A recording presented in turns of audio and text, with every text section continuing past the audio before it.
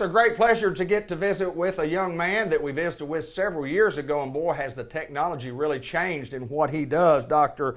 Mahesh Anantha joins us, and as far as the title, Interventional and Vascular Cardiologist. First of all, good to see you, my friend. Oh, nice to see you again. It's been a few years, I think. It's been a few years, and a few things have changed as far as what we know in cardiology. We welcome you back to the White River Health Program, and good to see you again. Tell us quickly, before we get into the nuts and bolts of the program, tell us a little bit about you and then how you got to Batesville, Arkansas. So, Mahesh Anantha, thanks for having me here today. I'm one of the interventional cardiologists and a vascular specialist and the physician director of cardiovascular services now at White River Hospital.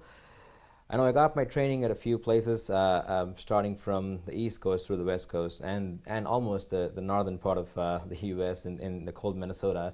But I just decided to move to a place where we have nice weather and stuff. That's a pretty strong factor that made us move to Arkansas.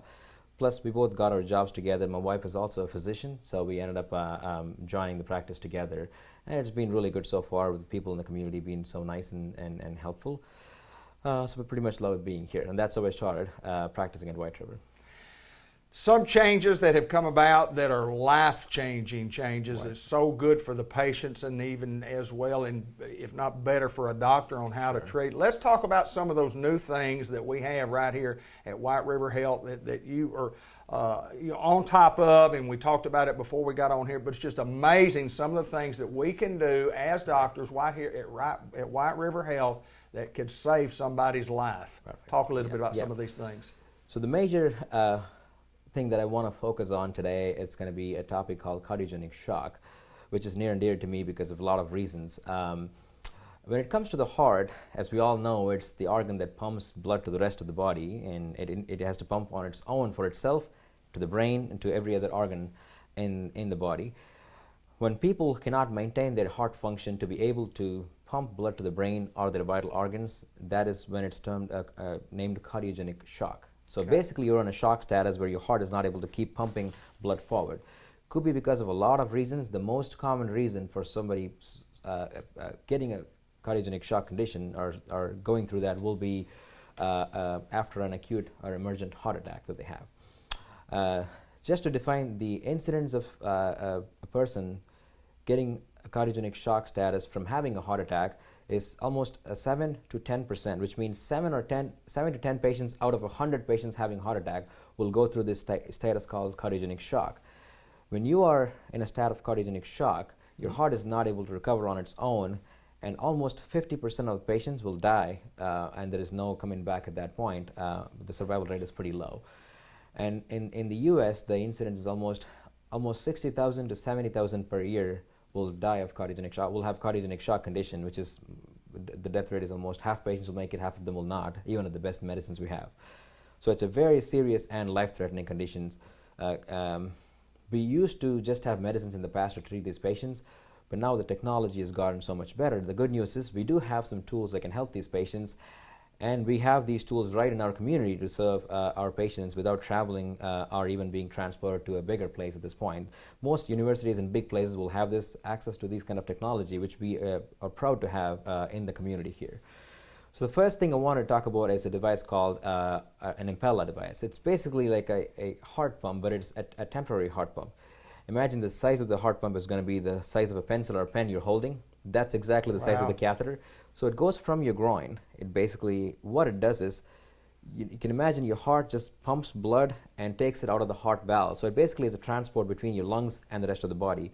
And if the heart is not doing that, blood is going to stay in the heart. This pump goes inside the heart, tries to suck the blood out of the heart and put it in the next part of the blood vessel, which will take it to the rest of the body. So it's basically pumping your heart forward. And you can achieve a maximum output of almost what we call 3.5 liters, which is good for survival. And your heart can keep up with the rest, 0.5 or 0.4 liters. So 3.5 liters per minute is what we can offer with that. And there are pumps that can go up to 5.5 liters per minute to maintain more.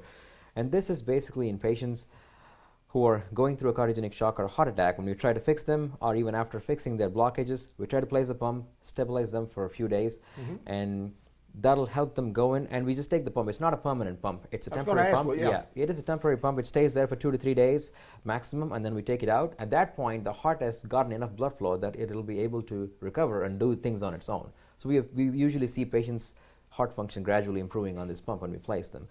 The chance of somebody recovering from a cardiogenic shock is much higher when we have access to this technology, when you have a heart attack and you go through cardiogenic shock. This is the first device that I wanted to talk about.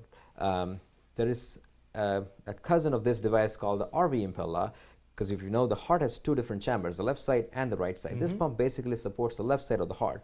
But if you imagine the right side of the heart has to suck blood from the rest of the body and pump it to the lungs. It's equally important to get the blood to the lungs as equally important to pumping to the rest of the body. So what the right side Impella does is that's the same thing. It tries to take the blood that's already sucked from all your veins to the heart and put it back to the lungs so it can oxygenate from the lungs. So this technology, combinedly, in some patients, they need support for both sides of the heart depending on which vessel is plugged up. And we can put them both at the same time or maybe one at a time depending on what their immediate problem is. The right side pump in some patients is essential when they have a lot of blood clots in their legs, and that goes to your heart and through the lung blood vessel, actually through the heart to the lungs. And once after we aspirate some clots to stabilize or give the heart some rest, we can use the right side pump to stabilize the right side function. Again, their mortality goes down significantly, which means the death rates, the 50% survival chance becomes almost 90% survival chance when we place these support devices for the heart. Here's my question. The learning, the technology, the training, the education, it's new. How do you get this training? Where do you learn all this information? I mean, you have to spend an enormous amount of educational hours in training and learning all this. Talk about a little bit about that. That is true, yeah.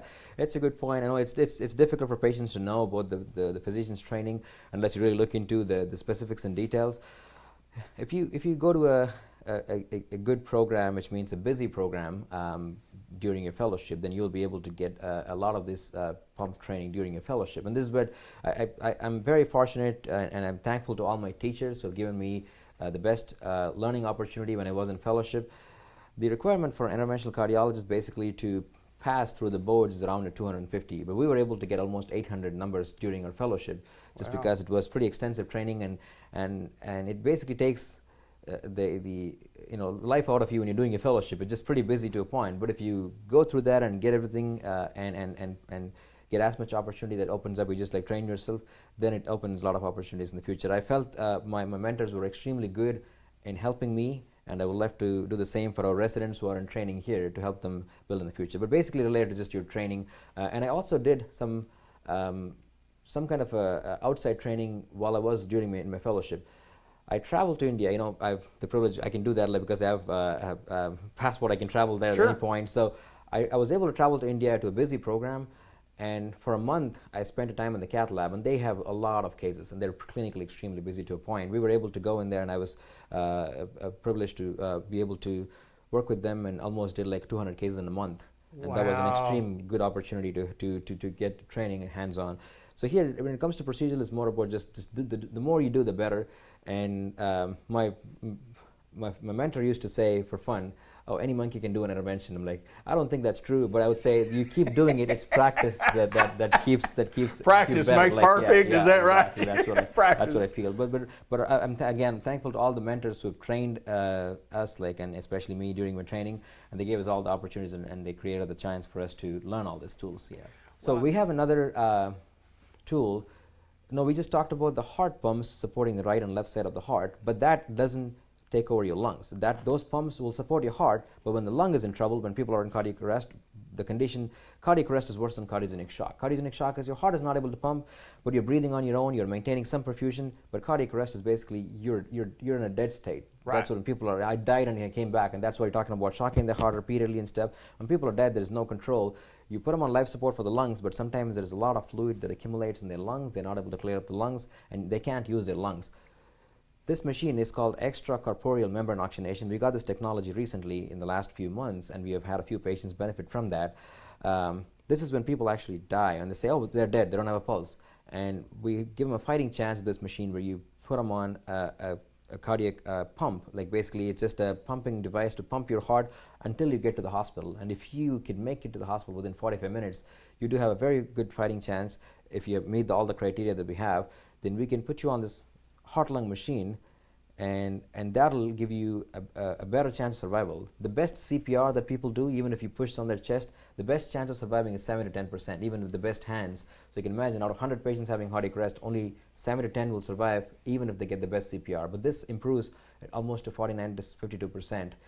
So you have 1 in 2 chance of surviving when you actually die without a pulse. But you have to act on it quick, and we're trying to talk to our emergency folks here to be able to respond to us immediately within 45 minutes to be able to bring these patients. So basically, it's a combination machine which tries to take over your lungs and your heart. So you take the blood out of your body. This machine oxygenates blood. It acts like a lung, Wow. and then it pushes it backwards with the force back to your body. So it pushes to all the organs to perfuse it. It's called extracorporeal membrane oxygenation. And this can be done along with an impella, and that's the highest support you can ever get. So people, when they crash and you can't have any support, you have to rush and transport them, and their chance of dying on the way is much higher. But this machine, once you get on the machine, your heart doesn't have to do anything. You can let it not do anything, and you can let your lungs not do anything. You don't even have to put a tube to help them breathe. It just, everything is taken over at that point. They are in complete status of rest, and you will take your time. You can take your time to transport them. At that point, they are rock solid, stable, and they will have a chance to recover slowly, depending on what condition caused them to survive. So we can take the time to fix the arteries and blockage, and then give them 2 or 3 days to see how they recover. And as I said, I was trained at University of Minnesota, and Dr. Yiannopoulos is actually one of those guys who established this, and they even have a mobile ECMO van that goes around and goes to the field and puts this ECMO machine and takes them to the hospital. And we are not at that point yet, but we're doing something better than what we used to be. We are able to offer this technology when people can survive on this machine for a few days, and then miraculously their brain recovers. If you keep perfusing your brain, even though immediately they appear like dead, the brain comes back as long as it keeps getting its blood flow. And we have seen almost 50% survival of this machine. So not 100%, as we can imagine. It's going to be a 50% survival rate, which is 1 out of 2 is better than 10% chance of surviving. So this is a new technology we've added to our community for this life-threatening cardiac arrest condition, which gives patients a chance to survive, and it's a hope for the community. Perfect. As always, my friend, it's a pleasure to get to see you, sir, and keep up the great work at White River Health here in Batesville, Arkansas. Great technology, a great young man. Thank you. And we appreciate you taking time to join us. Thank you. It was very nice being here again, and hope to have more sessions in the future. Thank you, my friend. Thank you. Awesome.